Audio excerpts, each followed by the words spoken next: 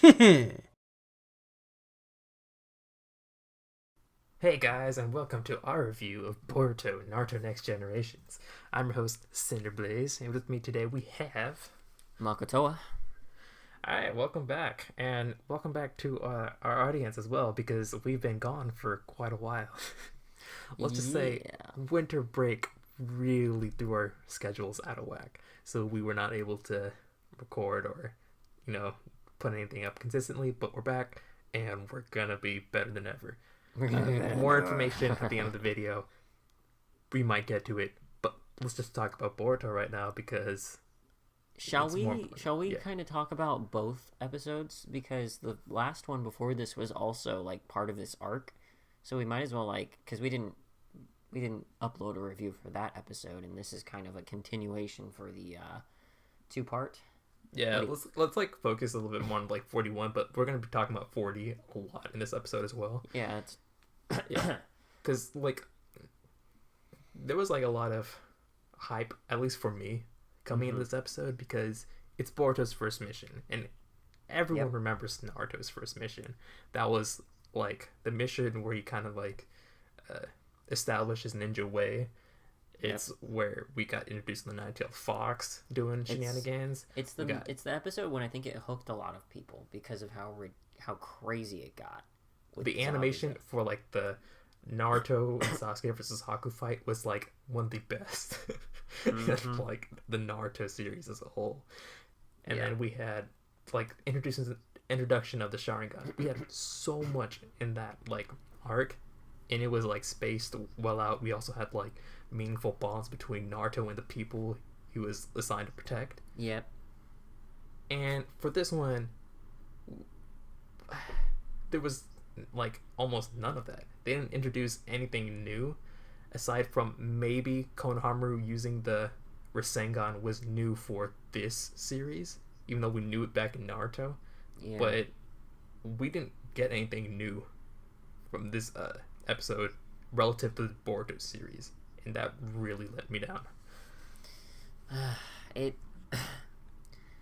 I mean, for the sense that, like, if we're being fair, we already know a lot about these three that are in this squad because of the fact that we've seen the tuning exams of them, which hasn't even happened yet. So what are they going to show us, right? Because everything that they are capable of, they will be showing off in that particular arc or movie, depending on whenever you decide, or you probably watched both by then, which is apparently coming in a month, the tuning exams, I've heard, which, yay, I'm looking forward to that, because that's going to go into more detail about the really juicy stuff in the movie, and then finally we'll be into some newer content, like, out of the manga, right? Yeah, but, like, even when we're going through the movie stuff, we'll have new stuff, because remember, like, Kishimoto said, like, there was more stuff he wanted to put in this movie, like, there's other characters, but they didn't get to it. So cool. I'm looking forward to that. But yes, I wholeheartely agree. There was a lot missing from this arc, and they tried to do some parallels, like, oh, it's about a bridge, and I hated that. The second they like put that in the episode, is like, oh, it's just like Naruto's first mission, except it was significantly worse. Don't remind us. It's so the freaking plot here was so just basic and fillery sounding and simple. Like, this felt like it could have been. It's like a filler plot. That's what it felt like to me. It didn't feel like there was any, like... Exactly. any kind of semblance where this is going to connect into something else later on. I don't know, like, maybe in Naruto, when the world building was still, like, happening for this show, like, we had, he's one of the seven swordsmen of the mist, the hidden, what is it, the... Hidden Mist Village. Yeah, and then... Also, what we were introduced, like, what are Anbu Black Ops? Oh, they kind of like, ninja in the shadows that sort of, they'll take the corpses of their fallen ninjas so their secrets can't be revealed. And it was all this mystery surrounding these certain things. This was so pathetically basic. Like, these ninja had no connection to any particular nation. There wasn't any kind of, like, mastermind behind it. It didn't even seem like, why would they even need a ninja scroll? Like, these particular ninja? Couldn't they have just killed some, or with their strength, they could have just taken over the bridge if they really wanted it? Why did they need the deed? Was it, like, what did the ninja need it for, right? It's like money. Okay, that's great. Now we've got the most two-dimensional plot for Boruto's first mission, and like, yes, okay, the teamwork fight was cool. I liked the way they did it.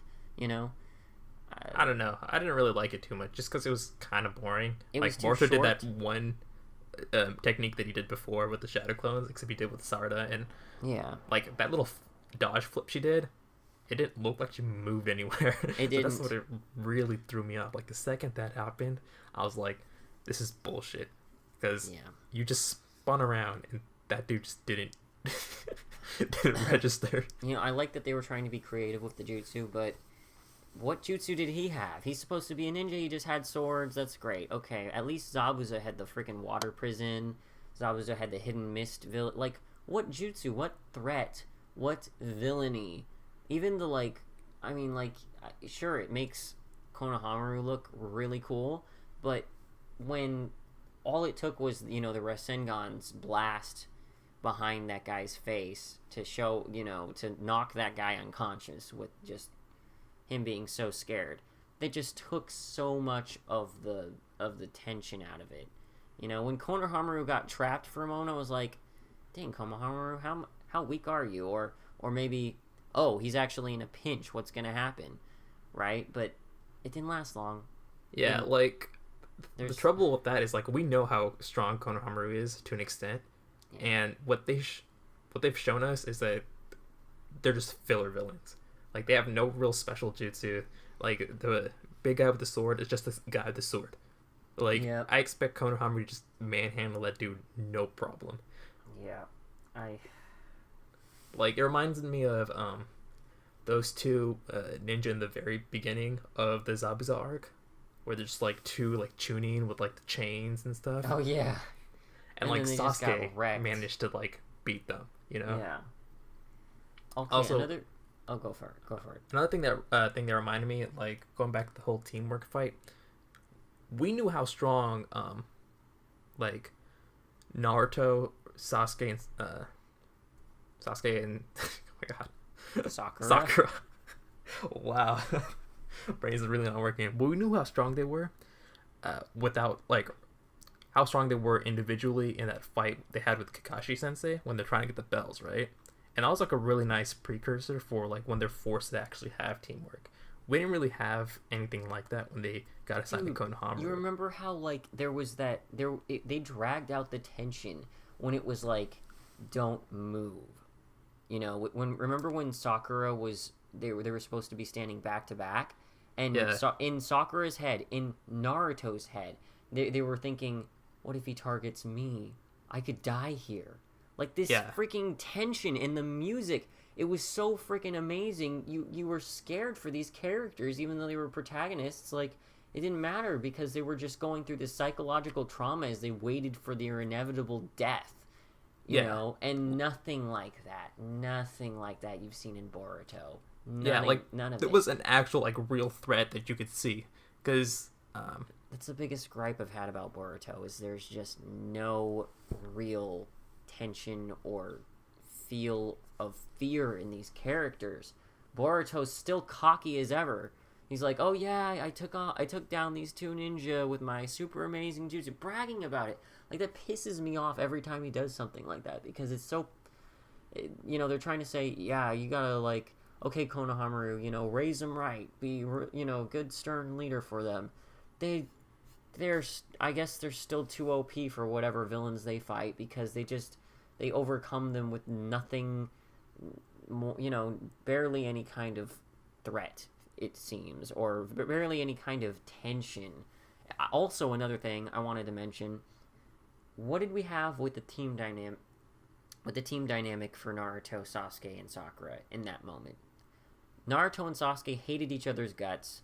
Sakura was in her own little world, obsessed with Sasuke and stuff.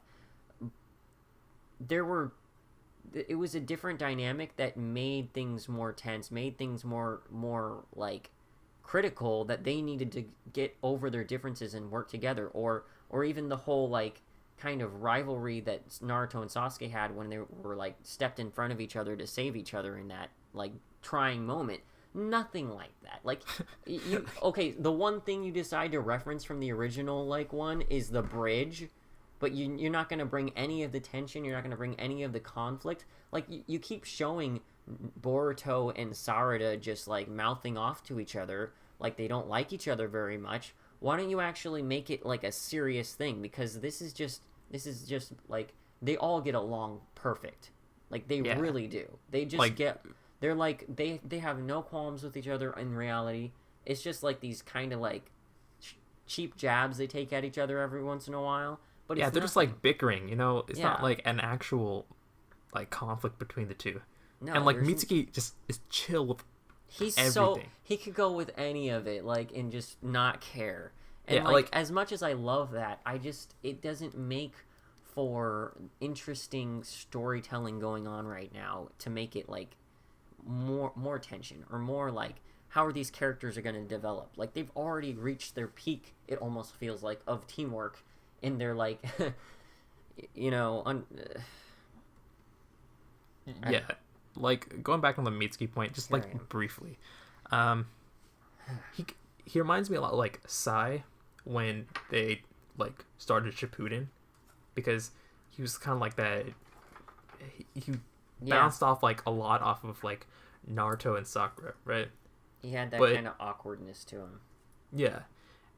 And like it worked because it kind of shook up the dynamic that we had from the original Team 7, and it kind of brought its own conflicts with it. With this one, he doesn't bring anything to like the team except just being really strong, which is also kind of it would force the villains to be super strong for there to be an actual threat on these people. Like, that's the one thing I just really I hate about that fight, because like when Naruto and Sasuke were fighting Zabuza, like he was really out of their league. Like I could not see them like beating Zabuza without like some like ingenuity from them.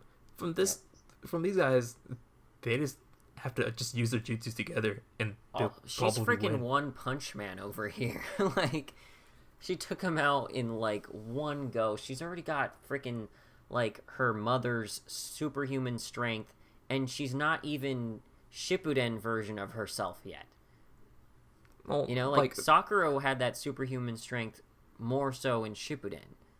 Sarada isn't even like, you know, didn't have that. She doesn't have the time skip. She's barely even Genin, and she has that already. She's also an Uchiha, so just let her. All like right, I'm fine with Sarada's power scaling right now. Like the biggest fault of this arc are like just the villains and the side characters. Like I had to Google her name. Like I think it's like Shiki or something. I don't give a shit about her conflict, honestly. Nothing. Yes, it parallels Boruto's thing with like Naruto, and Sarada gives him shit for that, and I actually like that like interaction between the two. But you know, it's like, yeah, you're making fun of your bad arc, but it's also a bad arc, and it hurts to say arc because this isn't an arc. This is a filler episode essentially. This is filler, and it just felt like filler. I'm gonna go back to Konohamaru one more time.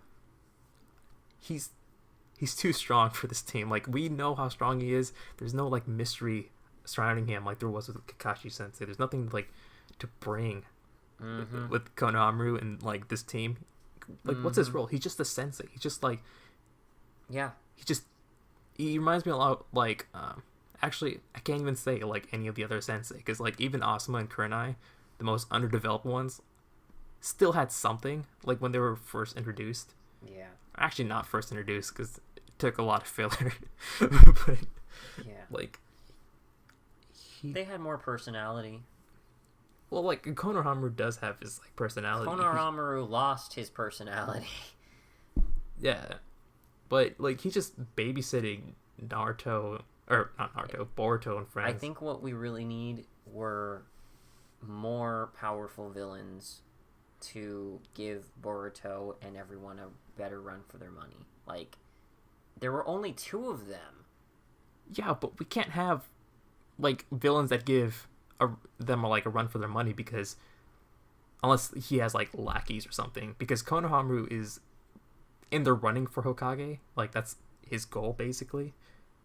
That's right. So you can't have him be like and he's already pretty strong, I'm assuming. Oh, I mean, based on what he did to the freaking Rashomon gates over here. Oh, I'm sorry. Because that's what it reminded me of when you saw the, like, entire freaking forest explode. You know, just from his one Rasengan with some wind nature in it. Are you kidding me? I mean, his Rasengans have always been kind of, like, explosive like that. It's been a common theme since, like, when he was practicing in Naruto. Like, I was rewatching some of those episodes. And like, that's fine. Like, maybe it's stronger than your standard Naruto Rasengan, but that's because he spams it so much that they can't just have it, like, change the whole battlefield every time he uses it. So, I think we're just going to be, like, going around in circles. So do you have any final thoughts to break us from this endless cycle? Yeah, I don't know, man. Like, we're starting to run a bit late, so... I just hope that when we get to the tuning exams, that stuff will start getting, real, you know? That we will have a threat, and that I'm just scared that this particular team that's working on the script and stuff don't know how to handle it. That all they're capable of is this kind of basic level, introduce some random characters from a village, make them have one relatable moral of the story that matches something to Boruto that he can relate to, or one of the other main characters, and then conflict resolution, fairly easy victory with no real, threat. It's just, it feels like a rinse and repeat thing that they've been doing, and I don't know if they're, even with, I really hope, if Kishi is the one who, like, put the craftsmanship into this coming sort of movie arc, then I'll feel a lot better. But I'm just scared that we're never gonna see the same kind of, like, grit that we saw in Naruto. Yeah, like, I was cutting some slack for Boruto earlier for not being like for not having like the tension or any threat. Yeah, that was the word I was looking for. Mm-hmm. But at this point, it's actually just making the plot just, purely filler. Yeah. Even when it's not supposed to be, which is really sad. Okay. That's good. Yeah, that'll be it from us. So make sure to like, comment, and subscribe. Please tell us what you thought about this episode, because maybe we're being overly harsh on this. Yeah, maybe I don't think so. We're probably going to fight you in the comments, but yeah, I'll be looking forward to that. Also, some more of the bookkeeping stuff. We're going to try to push out like the Boruto content more consistently. Also, we're going to have a lot more other anime content from for like more of the seasonal stuff. Mm-hmm. I'll try to probably put out Black Clover stuff if you guys are really into that. Like, I like the anime a lot, but I'm not sure if it's like over. I'm just gonna put it out. You guys enjoy. Okay. See ya. Oh, yeah.